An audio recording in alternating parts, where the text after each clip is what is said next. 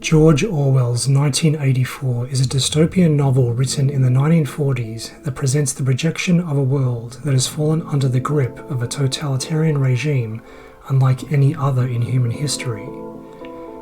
This regime's principal purpose appears to be the perpetual psychological subjugation of its citizens. This is undertaken with incessant propaganda fed from monitors that function also as surveillance cameras, positioned prominently in almost every interior location. The central character, Winston Smith, works in a building known as the Ministry of Truth that is the main function of disseminating propaganda to the masses. George Orwell's inspiration for the novel comes from his observations of the direction of political thinking at both dialectical extremes. That is, both the far right and the far left display a tendency toward manipulation of the masses. They also tend to exhibit a fear of the influence of individual critical thinking. Orwell's participation in the Spanish Civil War made him wary of the notion that his comrades on the left were any less inclined towards totalitarianism as compared to their ideological enemies on the far right. The choice of the name 1984 appears to have been an allusion to a left-wing organisation in the UK known as the Fabian Society, which had been established in 1884. Orwell was an atheistic materialist, but may have held some guarded occult beliefs, given that he claimed in one letter to have witnessed a ghost. Could it be the case that he intentionally made a number of occult allusions in his magnum opus? The novel opens with a reference to a clock striking the number 13. This is intended to sound incongruous to the reader who expects that the highest number on a clock to be 12. From the first sentence of the novel, the reader is transported to a weird world in which military time is so ubiquitous as to become the norm. But is it possible that Orwell was also making a reference to 13 as an unlucky number? This particular number is often considered an ill omen. Famously, many American hotels do not feature a 13th floor, that is to say, the floor labelling skips the number 13. An even smaller clique of occult thinkers attribute positive characteristics to the number 13, although that could not have been the intention of Orwell.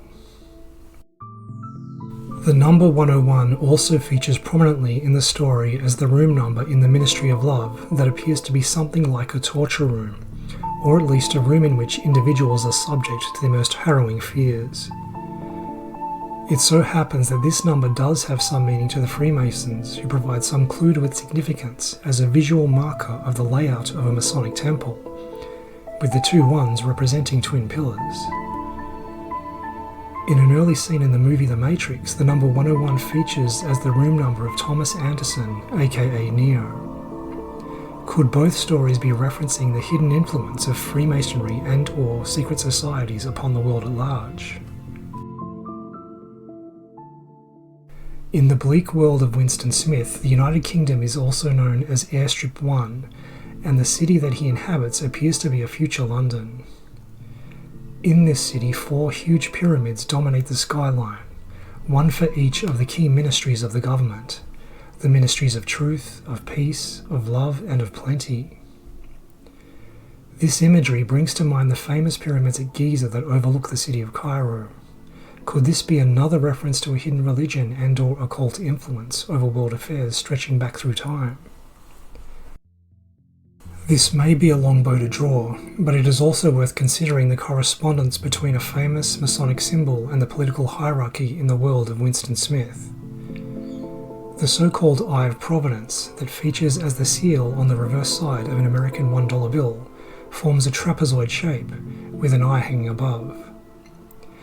In Winston's dystopia, the vast majority of the population, the so-called proles, form about 85%.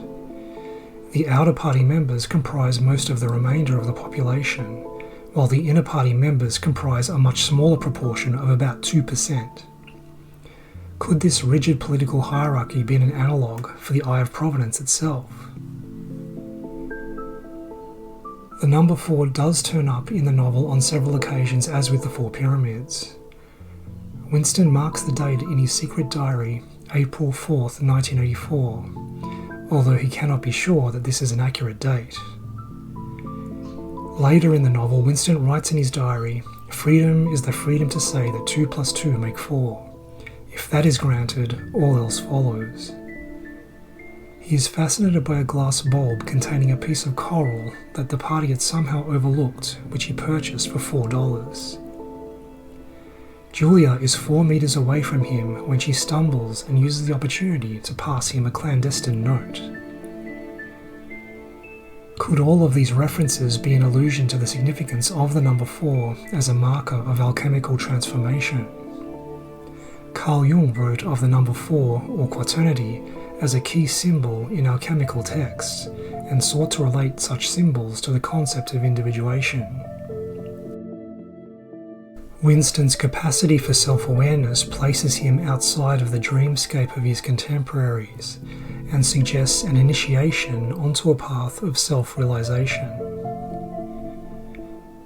Philip Bounds identifies some specific supernatural occurrences that feature very briefly in the story. For example, Winston has a precognition of his experience in the country. Bounds writes, "Winston has a vivid dream of the Golden Country before he ever sees it in the flesh, accurately predicts his incarceration in the Ministry of Love, quote, the place where there is no darkness, unquote, and recognizes that O'Brien has the ability to anticipate his train of thought." Here Bounds is referring to the capacity of the thought police to engage in a level of scrutiny that is so penetrating as to be a kind of telepathy.